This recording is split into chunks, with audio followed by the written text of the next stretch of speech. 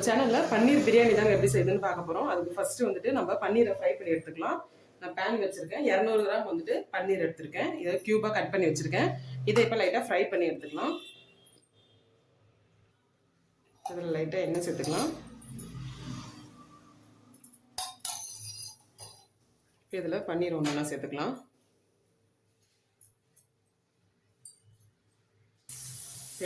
எல்லா பன்னீரும் சேர்த்தாச்சு. வந்துட்டு ஒரு பக்கம் டார்க் ஆனதும் இன்னொரு பக்கம் இந்த மாதிரி பரட்டி விடுங்க. இதே மாதிரி எல்லா பன்னீரும் ஃப்ரை பண்ணி எடுத்துக்கலாம்.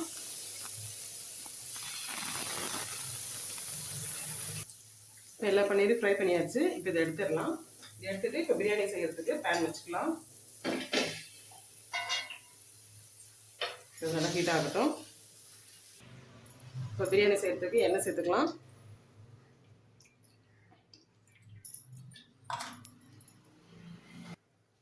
இப்போ எண்ணெய் காஞ்சிருச்சு. இப்போ இதில் வந்து பிரிஞ்சி இலை, பட்டை, அதுக்கப்புறம் பார்த்திங்கன்னா ஏலக்காய் 2, ஒரு அன்னாசி பூ, லவங்கம் இது வரைக்கும் சேர்த்துருக்கேன்.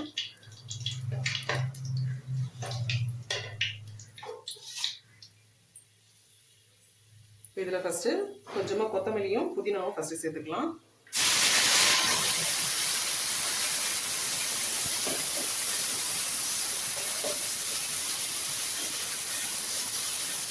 இந்த மாதிரி செஞ்சிங்கன்னா நல்ல ஃப்ளேவராக இருக்கும். இந்த புதினா கொத்தமல்லியோட வாசனை வந்துட்டு இந்த எண்ணெயிலே ஃபஸ்ட்டு நம்ம சேர்த்ததுனால பிரியாணியில் நல்லா வாசமாக இருக்கும்.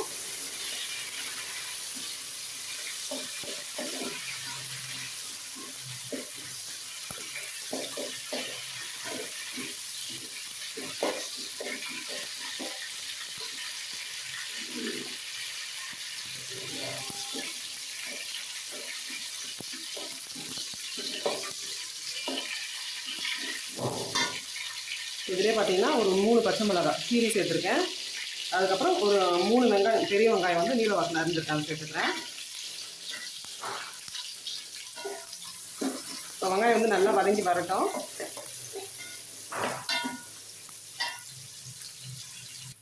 இப்போ வெங்காயம் நல்லா வதங்கிடுச்சு. இப்போ தக்காளி சேர்த்துக்கலாம். ஒரு 3 தக்காளி எடுத்து அரிஞ்சு வச்சுருக்கேன், அதை சேர்த்துக்கலாம். இது கூடவே தக்காளி நல்லா வெந்து வரட்டும்.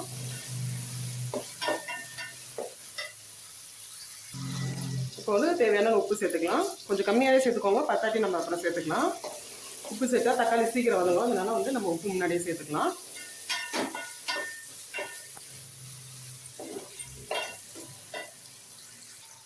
இப்போ தக்காளி ஓரளவுக்கு வதங்கிடுச்சு. இப்போ இஞ்சி பூண்டு பேஸ்ட் வந்து சேர்த்துக்கலாம். ஒரு 1.5 ஸ்பூன் வந்துட்டு இஞ்சி பூண்டு பேஸ்ட் சேர்த்துக்கிறேன். சிக்கன் பிரியாணி, மட்டன் பிரியாணிக்கு வந்து கொஞ்சம் அதிகமாக சேர்க்கணும். நம்ம இதை பண்ணியிருந்தால கொஞ்சம் கம்மியாகவே அளவு எல்லாமே சேர்த்துக்கலாம். ரொம்ப மசாலா தேவைப்படாது. இந்த இஞ்சி பூண்டு பச்சை வாசனை போகட்டும். இப்போ நல்லா வதங்கிடுச்சு. மசாலாலாம் ஆட் பண்ணிக்கலாம். ஸ்டவ் வந்து சிம்மில் வச்சுக்கலாம். இப்போ லைட்டாக கொஞ்சமாக மஞ்சள் தூள் சேர்த்துக்கலாம். ஒரு சிட்டிகை அளவுக்கு மஞ்சள் தூள். அதுக்கப்புறம் தனி மிளகாத்தூள் ஒரு 1/2 ஸ்பூன் சேர்த்துக்கிறேன். அதுக்கப்புறம் கலருக்காக கொஞ்சம் காஷ்மீரி மிளகாத்தூள் அது கூட ஒரு 1/2 ஸ்பூன் சேர்த்துக்கிறேன். கொஞ்சம் கலர் நல்லாயிருக்கும் அதுக்காக. இது எல்லாத்தையும் சேர்த்து நல்லா வதக்கிடுங்க.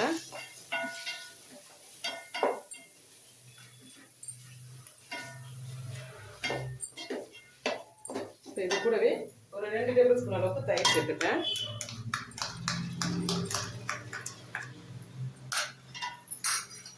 தயிர் சேர்த்து நல்லா கலந்து விட்டுருங்க. இதுலேயே ஒரு 1/2 லெமன், ஒரு பழத்தில் பாதி, அது மட்டும் பிழிஞ்சுக்கிறேன்.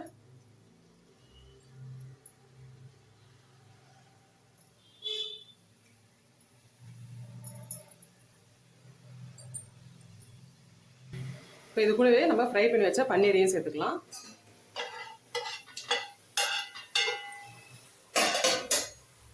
சேர்த்து மெதுவாக கலந்து விடுங்க, உடையாம.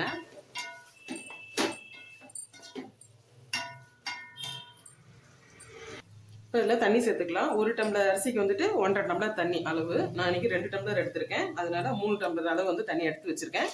இதை சேர்த்துக்கலாம்.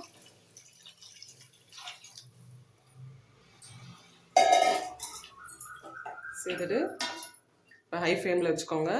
தண்ணி நல்லா கொதிக்கட்டும். இப்போ உப்பு காரெல்லாம் கரெக்டாக இருக்கான்னு சொல்லி செக் பண்ணிக்கலாம்.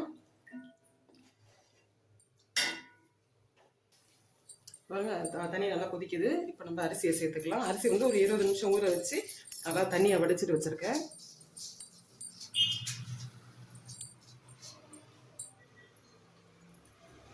அரிசியை இதோட மெதுவாக நம்ம கலந்து விடலாம்.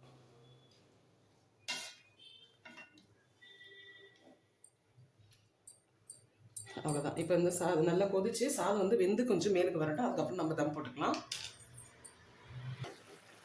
இப்போ பார்த்தீங்கன்னா இந்த பாருங்கள் அரிசியெல்லாம் நல்லா ஓரளவுக்கு வெந்து மேலுக்கு வந்திருக்கு. இந்த மாதிரி இருக்கட்டும். தண்ணியெல்லாம் கொஞ்சம் உறிஞ்சி வச்சு பாருங்கள். இந்த மாதிரி இருக்கட்டும். இப்போ நம்ம தம் போடுறதுக்கு தோசைகள் வந்து கீழே வச்சுக்கலாம். இதை எடுத்துடலாம். இப்போ தோசைகள் வந்து ஹீட் பண்ணி வச்சுருக்கேன் ஏற்கனவே. இந்த வேஸ்ட் தோசைகள் தான் இது. வந்துட்டு இப்போ நல்லா ஹீட் பண்ணோன்னே மறுபடியும் இதை எடுத்து இது மேலே வச்சிடலாம். வச்சுட்டு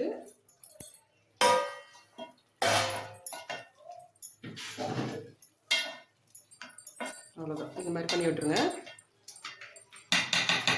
இதை மூடிடலாம். மூடிட்டு இது மேலே வெயிட் வச்சுருங்க. இப்போ இது மேலே இந்த மாதிரி வெயிட் வச்சிடலாம். கீழே இருக்கிற அந்த ப்ரெஷராக வந்து மேலே போகாமல் இருக்கிறதுக்காக. இப்போ எப்படியே இருக்குது இது வந்து சிம்மில் வச்சிடலாம். இப்போ வச்சுட்டு ஒரு 20 நிமிஷம் இதை டிஸ்டர்ப் பண்ணவே வேண்டாம். 20 நிமிஷத்துக்கு அப்புறம் பார்க்கலாம். 20 நிமிஷம் கரெக்டாக வச்சுட்டு ஆஃப் பண்ணிவிடுங்க.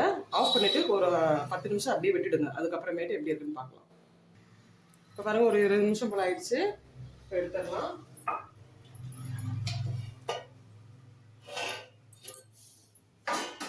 பார்த்தீங்கன்னா நல்லா நம்மளுக்கு வெந்து மேலுக்கு வந்துருக்கு பாருங்கள். இப்போ இதை வந்துட்டு அடியில் இருந்து இப்படி பரட்டி விடுங்க. ஏன்னா மேலே வந்து ரஃப்பாக இருக்கும், கீழே வந்து சாஃப்டாக இருக்கும் ரைஸ்லாம். அதனால இப்படி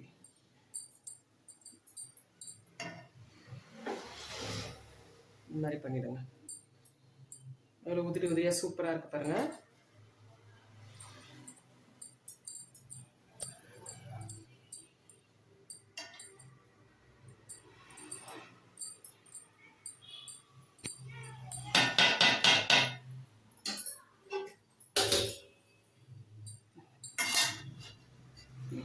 எவ்வளோ பலபலன்னு இருக்கு பாருங்கள். ஒன்றோட ஒன்று ஒட்டாமல் அரிசி அவ்வளோ சூப்பராக இருக்குது. நல்லா வெந்து வந்திருக்கு. இப்போ நம்மளுக்கு சூப்பரான ஒரு பன்னீர் பிரியாணி வந்து ரெடி ஆகிடுச்சு. அவ்வளோதான். நீங்களும் இதே மாதிரி ட்ரை பண்ணி பாருங்கள். எப்படி இருந்து சொல்லிட்டு கமெண்ட்டில் சொல்லுங்கள். இந்த வீடியோ உங்களுக்கு பிடிச்சதுன்னா லைக் பண்ணுங்கள், ஷேர் பண்ணுங்கள். மறக்காமல் தஞ்சை கிச்சன் கலாட்டாக்கு சப்ஸ்கிரைப் பண்ணாதவங்க சப்ஸ்கிரைப் பண்ணுங்கள். தேங்க்யூ.